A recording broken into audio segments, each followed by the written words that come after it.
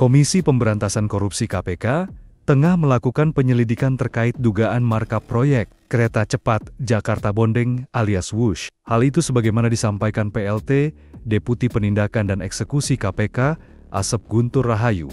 Saat ini sudah pada tahap penyelidikan, kata Asep saat dikonfirmasi wartawan melalui pesan tertulis. Senin, 27 Oktober 2025. Asep belum menjelaskan lebih jauh terkait penyelidikan tersebut, termasuk kapan dimulainya penyelidikan yang dimaksud. Sebelumnya, mantan Menteri Koordinator Bidang Politik, Hukum dan Keamanan, Mahfud MD mengungkap dugaan markup pada proyek kereta cepat Jakarta Bondeng atau WUSH. Tak tanggung-tanggung, dugaan markup yang terjadi mencapai 3 kali lipat. Dia menuturkan, proyek WUSH memakan anggaran 17 juta US dollar per kilometer di Cina. Sedangkan saat proyek itu dikerjakan di Indonesia, anggarannya membengkak jadi 52 juta US dollar per kamu. KPK sempat merespons pernyataan Mahfud tersebut agar yang bersangkutan melapor ke KPK. Namun, Mahfud menolak untuk melapor dan meminta KPK melakukan penyelidikan. Agak aneh ini, KPK meminta saya melapor tentang dugaan markup WUSH. Di dalam hukum pidana, jika ada informasi tentang dugaan peristiwa pidana, mestinya aparat penegak hukum AF langsung menyelidiki, bukan minta laporan. Bisa juga memanggil sumber info untuk dimintai keterangan, ujar Mahfud, lewat akun X10, @mohmahfud, Sabtu 18 Oktober 2025. Pemirsa, Ketua Dewan Ekonomi Nasional Luhut Binsar Panjaitan memastikan Presiden Prabowo akan menerbitkan keputusan Presiden terkait penyelesaian utang proyek PT Kereta Cepat Indonesia China atau WUSH. Nantinya Presiden Prabowo akan membentuk tim yang membahas strategi pembayaran utang KCIC. Luhut juga mengaku telah berkoordinasi dengan CEO Badan Pengelola Investasi dan Antara, Rosan Ruslani, dan sepakat bahwa penyelesaian utang proyek ini perlu ditangani bersama. Terkait skema pembayaran, Luhut menegaskan penyelesaian utang KCIC akan menggunakan skema restrukturisasi, meski dirinya belum memastikan sumber dana untuk membayar utang. Namun Luhut memastikan pelunasan utang KCIC tidak membutuhkan bantuan tambahan ataupun tambalan dari APBN. Kita tinggal nunggu kepres saja, ada kepres dari Presiden mengenai timnya, dan saya sudah koordinasi dengan Pak Rosan, karena dulu saya yang nanganin, jadi supaya berlanjut, saya sudah beritahu Pak Rosan, dan Pak Rosan juga sudah sepakat untuk segera kita tangani bersama-sama. Nanti kita lihatlah, sama dengan LRT mungkin ada gap-nya itu berapa triliun, nanti dari situ kita cicil, sehingga dengan itu nanti bisa jalan. Tapi ingat ya, tidak ada public transportasi itu di dunia ini yang menguntungkan. Selalu banyak subsidi pemerintah, tapi tentu harus subsidi yang... Ya, sementara itu pemirsa, Ketua KPK Setio Budianto merespon adanya isu dugaan markup di proyek kereta cepat Jakarta Bandung atau WUSH. Setio meminta setiap dugaan tindak pidana korupsi harus memiliki data pendukung. Di podcastnya WUSH itu ada dugaan markup dari 17 juta per kilometer sampai ke 52, itu gimana Pak KPK Pak temuan? Ya, sampai sekarang sih belum berinformasi ya, intinya dari internal gitu. Tapi kalau Pak Mahfud menyampaikan seperti itu ya, mudah-mudahan ada informasi, ada data, ada dokumen yang bisa mendukung penjelasan dari saya. Tapi saya yakin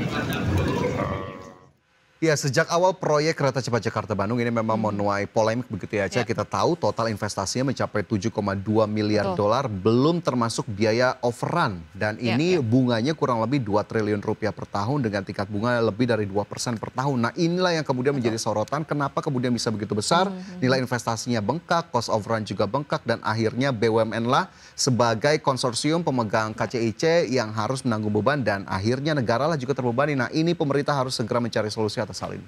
Betul, dan tadi dengan dugaan adanya markup yang disebutkan di berita sebelumnya ya, kita harapkan ada audit secara menyeluruh.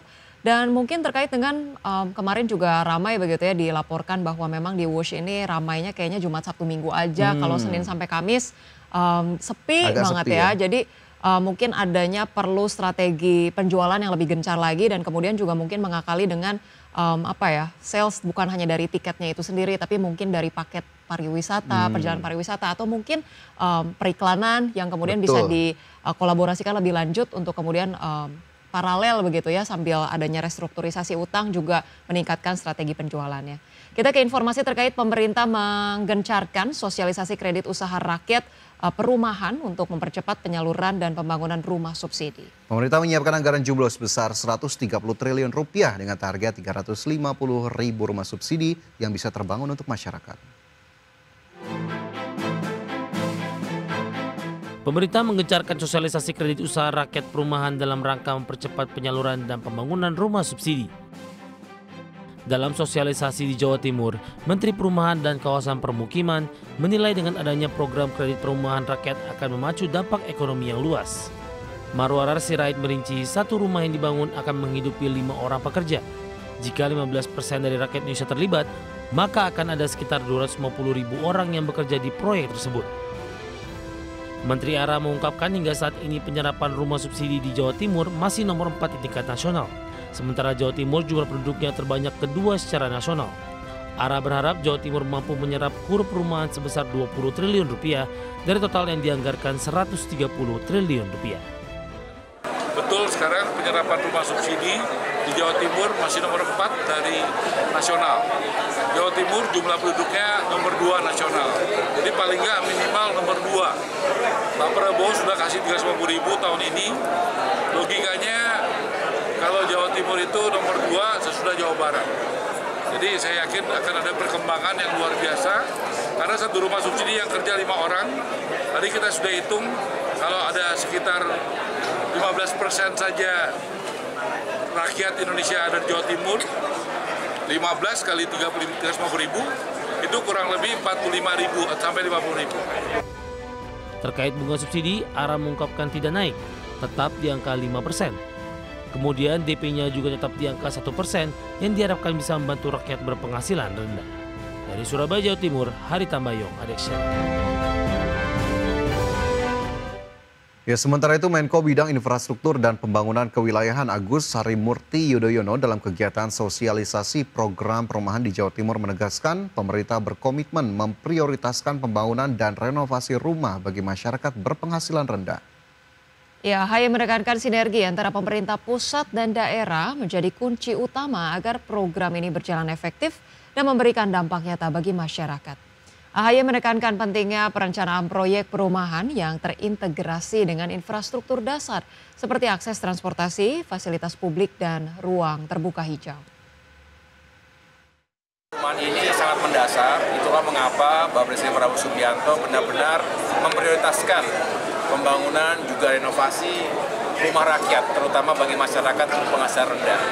Karena sampai dengan hari ini masih cukup banyak masyarakat saudara kita yang belum punya rumah dan tinggal di rumah yang tidak layak huni.